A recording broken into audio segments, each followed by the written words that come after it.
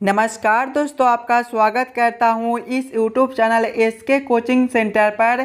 दोस्तों आज हम लोग रीजनिंग के एक और नए पार्ट को देखने वाले हैं। ये रीजनिंग का पार्ट नंबर आपका 256 होने वाला है। अगर आप लोग इससे पहले वाले पार्ट नहीं देखे होंगे तो ज़रूर जाकर देख लीजिएगा। इस वाले पार्ट के अंदर आज हम लोग रीजनिंग के अलग अलग प्रकार के इम्पोर्टेंट प्रश्न को देखेंगे, जो कि आपको आने वाले आगामी सभी परीक्षाओं के लिए काफ़ी इम्पोर्टेंट होने वाला है। अभी आपको सभी एग्जाम में कुछ इसी प्रकार के रीजनिंग के प्रश्न पूछे जाते हैं, तो सभी प्रश्न को पहले आप लोग खुद से ज़रूर सॉल्व करने की कोशिश कीजिएगा और आप लोग हमारे साथ अंत तक ज़रूर बने रहिएगा। चलिए हम लोग एक नंबर क्वेश्चन की ओर चलते हैं। दोस्तों ये रहा क्वेश्चन नंबर 1। क्वेश्चन नंबर 1 आपको कह रहा है नीचे दिए गए प्रश्न में संबंधित संख्या को चुनिए। संबंधित संख्या चुनने के लिए बोला जा रहा है। ये जो प्रश्न है ये आपका नंबर एनालॉजी रीजनिंग का प्रश्न है। प्रश्न आपको कह रहा है जिस प्रकार से 647 का संबंधित 17 के साथ है, उसी प्रकार से आप लोगों से पूछा जा रहा है 798 का संबंध कौन सा संख्या के साथ होगा, जो इस वाले क्वेश्चन मार्क पे भरे जाएंगे। सबसे पहले आप लोग यहाँ पर ये समझने की कोशिश कीजिएगा 647 को हम लोग क्या करेंगे ताकि हमारा 17 बन जाए। 647 से हम लोग 17 किस प्रकार से ला सकते हैं, उसी प्रकार से हम लोग सोचेंगे 798 से हमारा कौन सा संख्या बनेगा जो इस वाले क्वेश्चन मार्क पे भरे जाएंगे। सबसे पहले हम लोगों को क्या करना है, 647 से 17 लाना है। अगर आप लोग ध्यान से देखिएगा 647 को, तो 647 जो है ये आपका 6, 4 और 7 से मिलकर बनता है। अगर 647 के सभी संख्या को आपस में जोड़ ले, यानी कि 6 + 4 करेंगे तो 10 और 10 + 7 जो है ये आपका 17 बनता है। देखिए 17 आपका यहाँ पर दिया गया है। उसी प्रकार से आगे आपका 798 है।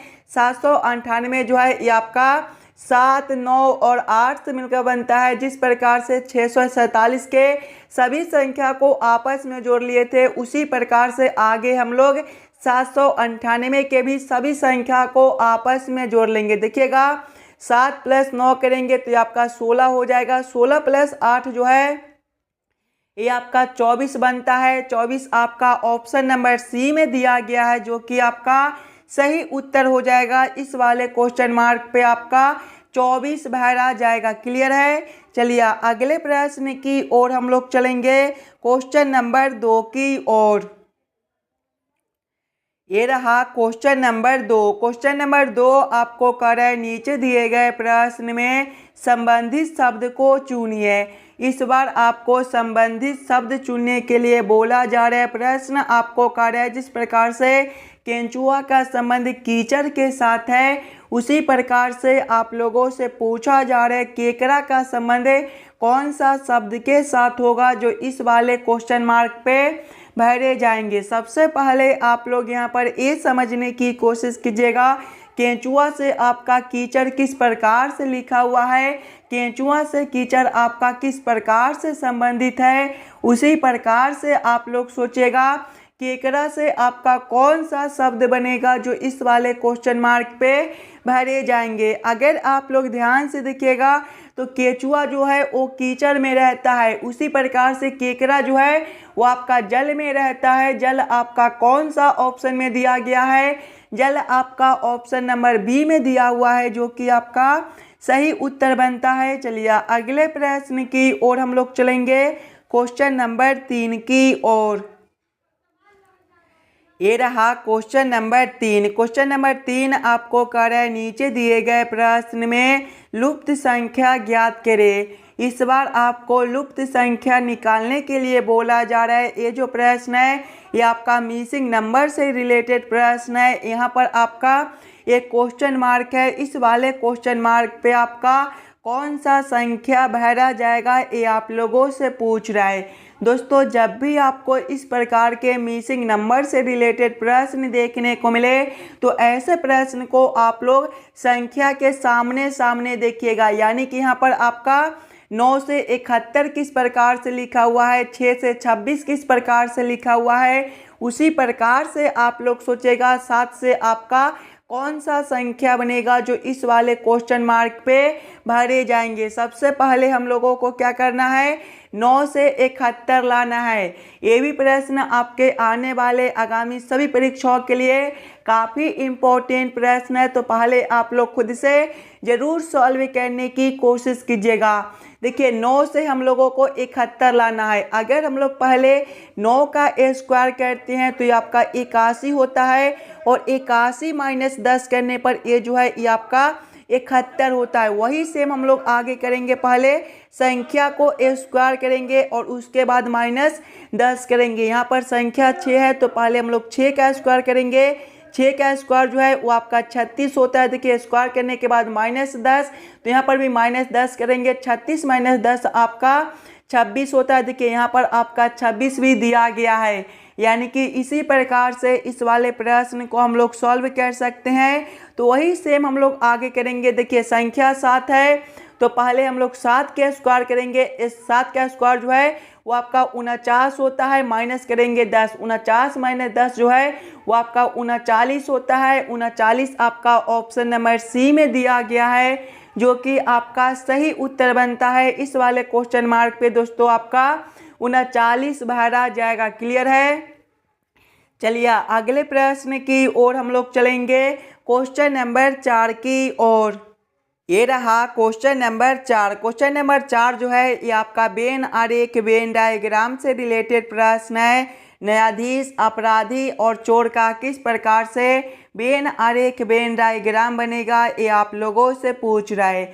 जब भी आपको इस प्रकार के प्रश्न देखने को मिले तो सबसे पहले आप लोग ये सभी शब्दों को ध्यान से देखिएगा और समझने की कोशिश कीजिएगा।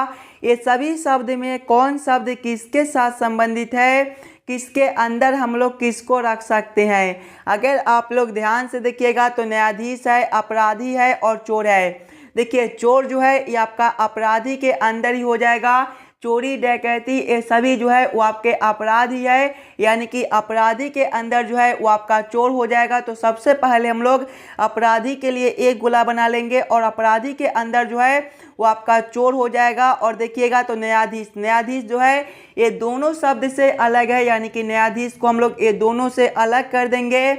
इसका वेन आरेख वेन डायग्राम आपका कुछ इस प्रकार से बनेगा। इस प्रकार का वेन आरेख वेन डायग्राम आपका ऑप्शन नंबर ए में दिया गया है, जो कि आपका सही उत्तर बनता है। चलिए अगले प्रश्न की ओर हम लोग चलेंगे, क्वेश्चन नंबर 5 की ओर।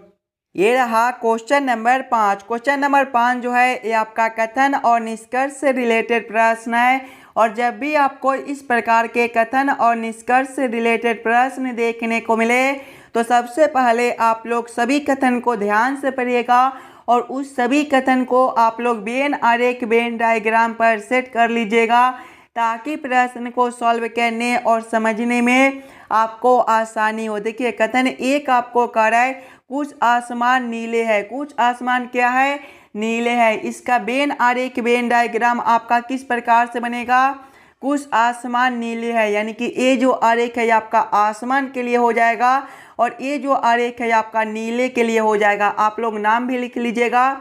ये जो आरेख है ये आपका आसमान के लिए है, तो आप लोग यहाँ पर आसमान भी लिख लीजिएगा ताकि आपको समझने में कोई दिक्कत ना हो। और ये जो आरेख है ये आपका नीले के लिए है, तो आप लोग यहाँ पर नीले भी लिख लीजिएगा ताकि आपको सॉल्व करने में कोई भी दिक्कत ना हो। आगे कथन को पढ़िएगा। कथन 2 आपको कह रहा है कुछ नीले नरम है। कुछ नीले क्या है, नरम है, यानी कि नरम के लिए जो आपका आरेख बनेगा ये आपका कुछ इस प्रकार से हो जाएगा। ये जो आरेख है ये आपका नरम के लिए है, तो आप लोग यहाँ पर नरम भी लिख लीजिएगा। अब आप लोग इस वाले वेन आरेख वेन डायग्राम के आधार पर निष्कर्ष को सही या फिर गलत कीजिएगा। देखिए निष्कर्ष एक आपको कह रहा है कुछ आसमान नरम है। ध्यान से देखिएगा तो आसमान के लिए आरेख आपका यहाँ पर है और नरम के लिए आरेख आपका यहाँ पर है। ये दोनों आरेख आपका अलग अलग है, यानी कि कोई भी आसमान नरम नहीं हो सकता। लेकिन यहाँ पर देखिए कुछ आसमान नरम है, यानी कि ये जो निष्कर्ष है ये आपका गलत बनता है। निष्कर्ष 2 को देखिएगा। कुछ नरम आसमान है। देखिए नरम के लिए आरेख आपका यहाँ पर है और आसमान के लिए आरेख आपका यहाँ पर है। ये दोनों आरेख भी आपका अलग अलग है, यानी कि कुछ नरम भी आपका आसमान नहीं हो सकता है। ये भी निष्कर्ष आपका गलत बनता है। दोनों निष्कर्ष आपका गलत हो जाएगा। कौन सा ऑप्शन में दोनों निष्कर्ष को गलत किया गया है? ऑप्शन नंबर सी में देखिएगा तो ना तो निष्कर्ष 1 और ना ही निष्कर्ष 2, यानी कि क्वेश्चन नंबर 5 का आपका ऑप्शन नंबर सी जो है सही उत्तर बनता है। चलिए अगले प्रश्न की ओर हम लोग चलेंगे, क्वेश्चन नंबर 6 की ओर। ये रहा क्वेश्चन नंबर 6। क्वेश्चन नंबर 6 आपको कह रहा है नीचे दिए आकृति में कितने त्रिभुज बनते हैं। यहाँ पर आपका एक आकृति दिया गया है। इस वाले आकृति में टोटल कितने त्रिभुज ट्रायंगल बनते हैं ये आप लोगों से पूछ रहा है। सबसे पहले आप लोग वीडियो को रोककर खुद से ज़रूर काउंटिंग करने की कोशिश कीजिएगा। जब भी आपको त्रिभुज काउंटिंग करने के लिए बोले तो सबसे पहले आप लोग आकृति को ध्यान से देखिएगा। ध्यान से देखिएगा तो ये जो आकृति है ये आपका एक चतुर्भुज दिया गया है, और जब भी आपको चतुर्भुज के अंदर त्रिभुज काउंटिंग करने के लिए बोले तो हम लोग कौन सा ट्रिक यूज करते हैं? सबसे पहले छोटे छोटे खंड को काउंट कर लेते हैं और उसमें 2 से गुना कर देते हैं। इस वाले आकृति में देखिएगा आपका कितना छोटा छोटा खंड बनता है। एक खंड तो आपका ए हो जाएगा, दूसरा ए बनता है, तीसरा ए हो जाएगा, चौथा आपका ए बनेगा, पांचवा ए हो जाएगा, छठा ए हो जाएगा, सातवां ए और आठवां आपका ए बनता है। यानी कि इस वाले आकृति में आपके 8 छोटे छोटे खंड है, तो 8 गुना 2 करेंगे तो ए जो है ये आपका 16 हो जाएगा। 16 आपका ऑप्शन नंबर ए में दिया गया है, जो कि आपका सही उत्तर बनता है। चलिए अगले प्रश्न की ओर हम लोग चलेंगे, क्वेश्चन नंबर 7 की ओर। दोस्तों ये रहा क्वेश्चन नंबर 7। क्वेश्चन नंबर 7 आपको कह रहा है नीचे दिए गए निम्नलिखित शब्दों का सही क्रम बताएं। उत्पादन, प्रसार, योजना एवं निवेश, उपयोग, संसाधन एवं उपयोग और संग्रह का किस प्रकार से सही क्रम बनता है ये आप लोगों से पूछ रहा है। सबसे पहले आप लोग सभी शब्दों को ध्यान से देखिएगा और समझने की कोशिश कीजिएगा ये सभी शब्दों का आपका किस प्रकार से सही क्रम बनता है। अगर आप लोग ध्यान से देखिएगा तो इसमें सबसे पहले जो है वो आपके योजना एवं निवेश हो जाएंगे, यानी कि 3 नंबर। योजना एवं निवेश के बाद जो है वो आपका संग्रह हो जाएगा, यानी कि 6 नंबर। संग्रह के बाद जो है वो आपका संसाधन एवं उपयोग हो जाएगा, यानी कि 5 नंबर। संसाधन एवं उपयोग के बाद जो है वो आपका उत्पादन हो जाएगा, यानी कि 1 नंबर। उत्पादन के बाद जो है वो आपका प्रसार हो जाएगा, यानी कि 2 नंबर। और प्रसार के बाद जो है वो आपका उपयोग हो जाएगा, यानी कि 4 नंबर। कौन सा ऑप्शन में आपका 3, 6, 5, 1, 2, 4 दिया गया है? ध्यान से देखिएगा ऑप्शन नंबर ए में तो 3, 6, 5, 1, 2, 4 दिया गया है, यानी कि ये सभी शब्दों का जो सही क्रम बनता है वो आपका ऑप्शन नंबर ए में दिया गया है। तो क्वेश्चन नंबर 7 का आपका ऑप्शन नंबर ए जो है सही उत्तर बनता है। चलिए अगले प्रश्न की ओर हम लोग चलेंगे, क्वेश्चन नंबर 8 की ओर। दोस्तों ये रहा क्वेश्चन नंबर 8। क्वेश्चन नंबर 8 आपको कह रहा है नीचे दिए गए श्रृंखला को पूरा करें। इस बार आपको श्रृंखला सीरीज से रिलेटेड प्रश्न दिया गया है। एक श्रृंखला सीरीज दिया हुआ है और यहाँ पर क्वेश्चन मार्क है। इस वाले क्वेश्चन मार्क पे आपका कौन सा संख्या भरा जाएगा ये आप लोगों से पूछ रहा है। ये भी प्रश्न आपके आने वाले आगामी सभी परीक्षाओं के लिए काफ़ी इम्पोर्टेंट प्रश्न है। तो सबसे पहले आप लोग वीडियो को रोककर खुद से ज़रूर सॉल्व करने की कोशिश कीजिएगा। जब भी आपको इस प्रकार के श्रृंखला सीरीज से रिलेटेड प्रश्न देखने को मिले तो सबसे पहले आप लोग श्रृंखला सीरीज को ध्यान से देखिएगा। श्रृंखला सीरीज को देखिएगा तो पहले आपका 3 है, 3 के आगे 15 है और 15 के आगे आपका 8 दिया गया है। अगर हम लोग सबसे पहले 3 से एक संख्या छोड़कर 8 को देखते हैं तो यहाँ पर आपका +5 बनता है। उसी प्रकार से जब हम लोग 8 से एक संख्या छोड़कर आगे देखेंगे तो आगे आपका 15 है, यहाँ पर आपका +7 बनता है। 15 से एक संख्या छोड़कर देखेंगे तो आगे आपका क्वेश्चन मार्क है। ध्यान से देखिएगा +5 है, +7 है, यानी कि 2 का अंतर है तो अगले में भी आपका 2 का अंतर रहेगा। 7 + 2 जो है वो आपका 9 होता है, यानी कि अगला अंतर जो है वो आपका +9 का हो जाएगा। 15 + 9 जो है वो आपका 24 होता है, यानी कि इस वाले क्वेश्चन मार्क पे आपका 24 भरा जाएगा। 24 से आगे एक संख्या छोड़कर देखिएगा तो आपका 35 है। यहाँ पर जो है वो आपका +11 का अंतर है। देखिए +9 तो फिर 2 बढ़ाकर आपका +11 कर दिया गया है, यानी कि इस वाले क्वेश्चन मार्क पे आपका 24 भरा जाएगा। 24 आपका ऑप्शन नंबर ए में दिया गया है, जो कि आपका सही उत्तर बनता है। चलिए अगले प्रश्न की ओर हम लोग चलेंगे, क्वेश्चन नंबर 9 की ओर। ये रहा क्वेश्चन नंबर 9। क्वेश्चन नंबर 9 आपको कह रहा है दी गई आकृति में कितने लोग इतालवी भाषा तथा फ्रांसी भाषा बोलते हैं। जब भी आपको इस प्रकार के प्रश्न देखने को मिले तो सबसे पहले आप लोग आकृति को समझने की कोशिश कीजिएगा।